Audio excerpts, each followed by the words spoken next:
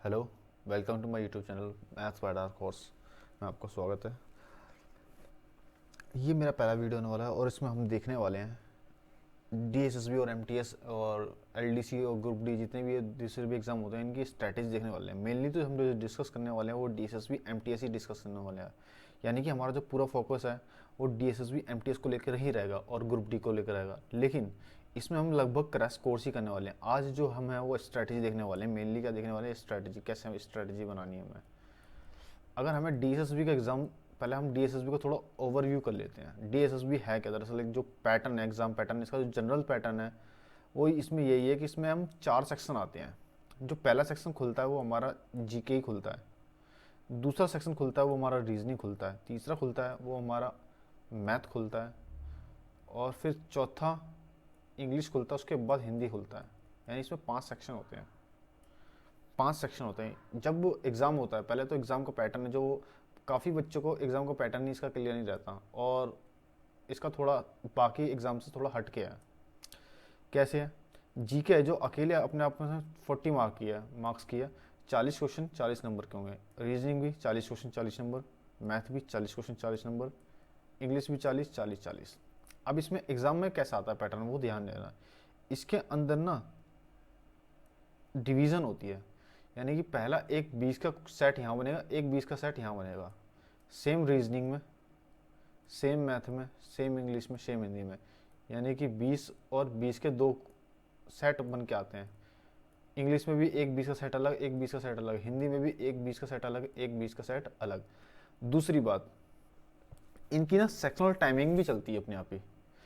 Sectional timing तो नहीं चलती, लेकिन इसके अंदर एक लफड़ा ये होता है कि जो सेक्शन है वो सेक्शन वाइज ही खुलते हैं। यानी आप जीके पहले अटेम्प्ट करो तो सिर्फ पहले जीके खुलेगा, और जीके में भी पहले सेक्शन होंगे ना 20-20 के, तो पहले सिर्फ पहला ही सेक्शन खुलेगा। उसके बाद फिर अगर इसमें से तुम इसमें चले गए तो पीछे वाले सेक्शन में नहीं आ सकते। और जीके एक बार पूरा सेक्शन सबमिट हो गया और उसके बाद हम रीजनिंग में चले गए तो पीछे वाले सेक्शन में नहीं आ सकते। यानी कहने का मतलब यह है कि हम किसी भी क्वेश्चन पे जंप नहीं कर सकते अपनी मर्जी से। हमें एक सेक्शन वाइज चलना है और उसके बाद उसमें जितने हमने अटैम्प्ट किए हैं वो ठीक है, और हम अपनी मर्जी से छोड़ना चाहते हैं तो छूट गया तो छूट गया, उसको वापसी री अटैम्प्ट नहीं कर सकते। यही जीके होता है। और इसमें हमें अपना टाइमिंग होता है वो बहुत अच्छे से यूज़ करना पड़ता है, क्योंकि इसमें हमारे 200 क्वेश्चन आते हैं जो कि कितने होंगे, 200 नंबर के होंगे। इसमें जो नेगेटिव मार्किंग होती है वो 1/4 होती है, यानी कि 0.25 ये नेगेटिव का मिलता है, और सही करेंगे तो उसका +1 मिलता है। ये तो सभी को पता ही है लगभग। अब इसमें हमारा टारगेट क्या होना चाहिए? लगभग टारगेट होना चाहिए 150 प्लस का। अगर हम 150 प्लस लेके आ पा रहे हैं मार्क्स अपने, तो ही हम क्या है एग्जाम में फाइट कर पा रहे हैं। ठीक है। अब हिंदी जनरली क्या होता है, सब बंदे पहले जीके करते हैं। रीजनिंग में टाइम कंज्यूमिंग होता है, रीजनिंग टाइम कंज्यूमिंग होती है, रीजनिंग में टाइम जाता है बच्चों का। उसके बाद वो मैथ अटैम्प्ट करते हैं। मैथ में टाइम इतना चला जाता है कि आपको पता नहीं चलता कि कितना टाइम जा चुका है। फिर जनरली एग्जाम उनका इंग्लिश तक आते आते खत्म हो जाता है, वो हिंदी अटैम्प्ट कर ही नहीं पाते। लेकिन आपको पहले से ही मॉक टेस्ट लगाने हैं। क्या लगाने हैं? Mock test. टेक्स्ट बुक की बात की जाए तो मॉक टेस्ट हैं, इस पर जितने भी डीएसएसबी के टेस्ट पड़े होंगे वो काफ़ी कम है। लगभग 10 होंगे, 20 होंगे, ऐसे कुछ टेस्ट होंगे अगर टेक्स्ट बुक पे लगाते हैं तो अगर हम इसका जो सिलेबस जिसका पूरा रखा है वो तो अपना 2-3 दिन में लगा सकता है, लेकिन जिसका सिलेबस नहीं है वो थोड़ा सा अपना हफ्ते में लगाए। ठीक है। संडे जैसे अपना कोई दिन बना लिया, जैसे क्योंकि मैं संडे को लगा सकता हूँ, मैं मंडे को लगा सकता हूँ, तो अपना दिन बना लिया। इससे क्या होगा, तो मैं जो सेक्शनल टाइमिंग है ना उसका थोड़ा अंदाज़ा हो जाएगा। जैसे कि कोई अगर स्टूडेंट है जिसकी मैथ बहुत अच्छी है, उसे पता है कि 40 क्वेश्चन वो लगभग 40 मिनट में कर सकता है। रीजनिंग भी 40 क्वेश्चन है, अगर 40 क्वेश्चन है वो एक क्वेश्चन को 1 मिनट भी देता है तो 40 मिनट में कर सकता है। 80 मिनट उसके यहाँ खर्च हो चुके हैं। जी के 40 क्वेश्चन है, 15 मिनट में लगभग कर लेगा। 15 से 10 मिनट, 10 से 15 मिनट तक ही खेल होता है जीके का। इससे भी मैंने बहुत ज़्यादा बोल दिया, 5 से 10 मिनट में ही ख़त्म हो जाती है। बात करते हैं इंग्लिश की। 40 क्वेश्चन है तो लगभग ये 15 से 20 मिनट, 15 मिनट इसको मान लो, 15 मिनट इसको मान लो, तो कितने हो गए? 40 80 मिनट ये हो गए, और 30 मिनट ये हो गए 110, और 10 मिनट ये हो गए यानी कि 120। अब ये तुम्हारे 2 घंटे पूरे हो गए। यानी कि जब भी आपको टारगेट लेना है तो अपने आप हिसाब से ले लेना है कि मेरा मैथ मेरा बहुत स्ट्रॉन्ग है, रीजनिंग स्ट्रॉन्ग है, तो अपने हिसाब से। जैसे कि एक आइडियल टाइमिंग तो यही होगी है कि जी के 10 मिनट की होगी, रीजनिंग अगर कोई ले रहा है तो 40 मिनट हो गया, मैथ भी 40 मिनट का, और इंग्लिश भी 15 मिनट की, और हिंदी भी 15 मिनट की। अगर कोई इतना टाइमिंग करके चलता है तो वो पूरा पेपर अटेम्प्ट करेगा। और DSSB के अंदर याद रखना, पूरा पेपर अटेम्प्ट करना ही पहले तो काफ़ी चैलेंजिंग है, क्योंकि जो पहले बात तो जो पेपर पूरा अटेम्प्ट ही नहीं कर रहे वो तो रेस से ऑलरेडी बाहर है।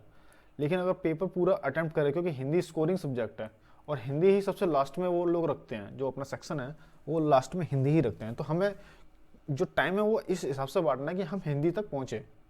ठीक है, ये नहीं कि हम मैथ में ही काम करते रहे और सोल्व करते रहे। अगर कुछ नहीं आ रहा तो कोई नहीं, सबमिट करके आगे बढ़ो, क्योंकि हो सकता है जो चीज़ तुम यहाँ 1 या 2 नंबर के पीछे पढ़ रहे हो वो हिंदी में तुम्हें ज़्यादा नंबर देना है, क्योंकि हिंदी तो आसान ही है लगभग। लेकिन हिंदी आसान भी नहीं माननी है, हिंदी को भी पढ़ना ही पड़ेगा। तो ये जो मिनट है हम अपने डिवीज़न के हिसाब से अपने अपने जो भी स्टूडेंट है वो अपने अपने हिसाब से कर ले। उसके बाद बात करते हैं,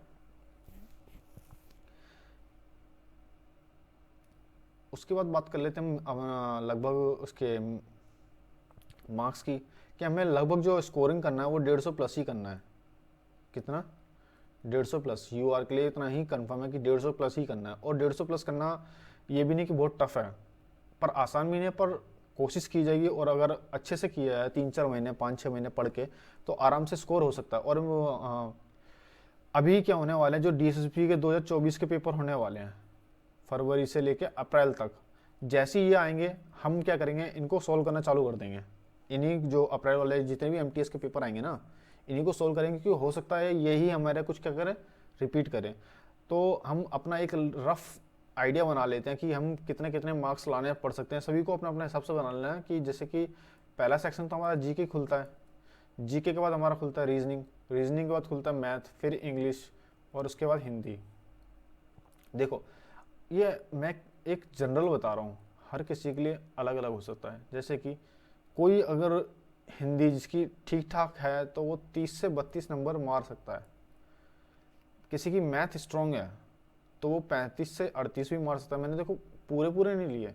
रीजनिंग तो आपको स्ट्रॉन्ग करनी ही करनी है, रीजनिंग में भी आप मान लो 38 मार्क्स लिख के आते हो, 38 नहीं तो 35 तो लेकर ही आने हैं।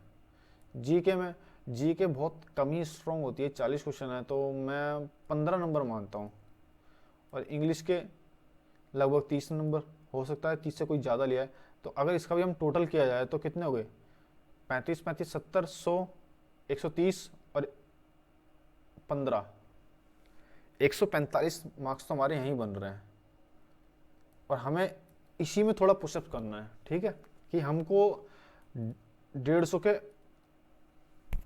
ऊपर जाना है। और ये अपनी अपनी स्ट्रेंथ के हिसाब से हर कोई जा सकता है, ऐसा नहीं है कि कोई इतना मैंने बता दिया तो इतना ही होगा, वो अपने अपने हिसाब से जाएगा, ठीक है।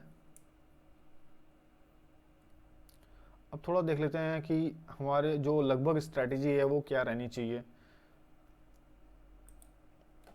जैसे कि सबसे पहले तो हम जो करने वाले हैं इस कोर्स में या फिर इस बैच में या फिर जो भी बोलो कि जितनी क्लासेस हैं, जीके अपने आप में बहुत वास्ट है, 40 क्वेश्चन आने हैं, और इसके अंदर जो इनपुट और आउटपुट का रेशो है वो भी बहुत कम है। तो हम पहली बात तो इसे थोड़ा लास्ट में पढ़ेंगे, लेकिन जो अब जिसका सिलेबस पूरा हो चुका है वो स्टूडेंट इसको अभी से कवर करना चालू कर दे थोड़ा थोड़ा, क्योंकि यही आपको लीड भी दिलाएगी बाकी बच्चों से, और थोड़ा सा रैंक भी यही दिलाती है, जिसकी वजह से सिलेक्शन भी इसी की वजह से होता है।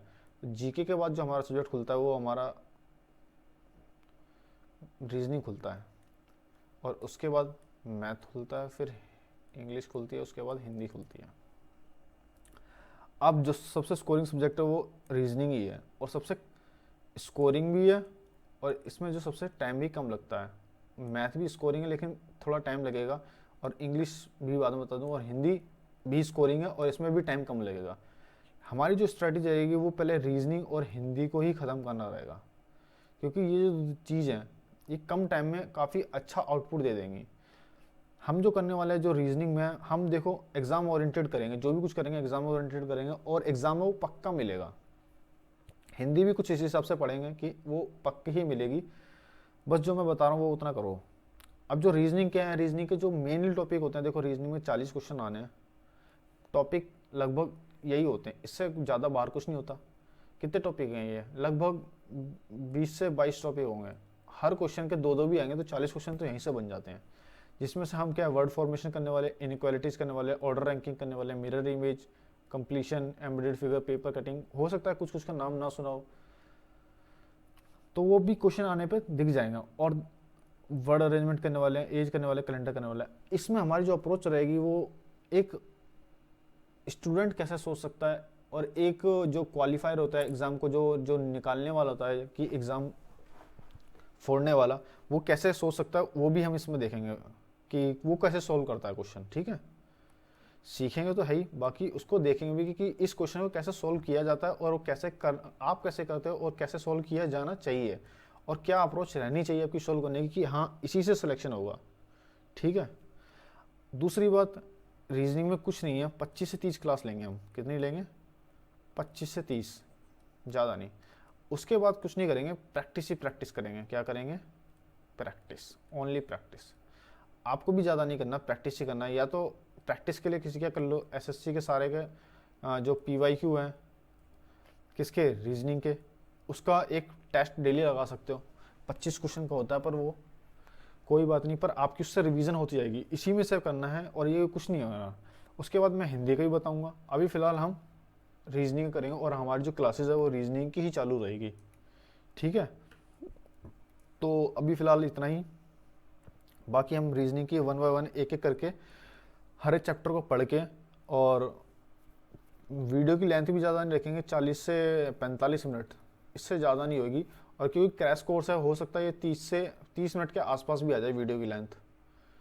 पर हम इसमें सिर्फ ज़्यादा क्वेश्चन नहीं करेंगे, सिर्फ प्रैक्टिस पे मेनली। तो जो हमारा टारगेट होगा बस कॉन्सेप्ट सीखा, क्या सीखा, कॉन्सेप्ट सीखा और किस टाइप के क्वेश्चन बनते हैं एग्ज़ाम में, अभी हाल फिलहाल ट्रेंडिंग क्या है वो में।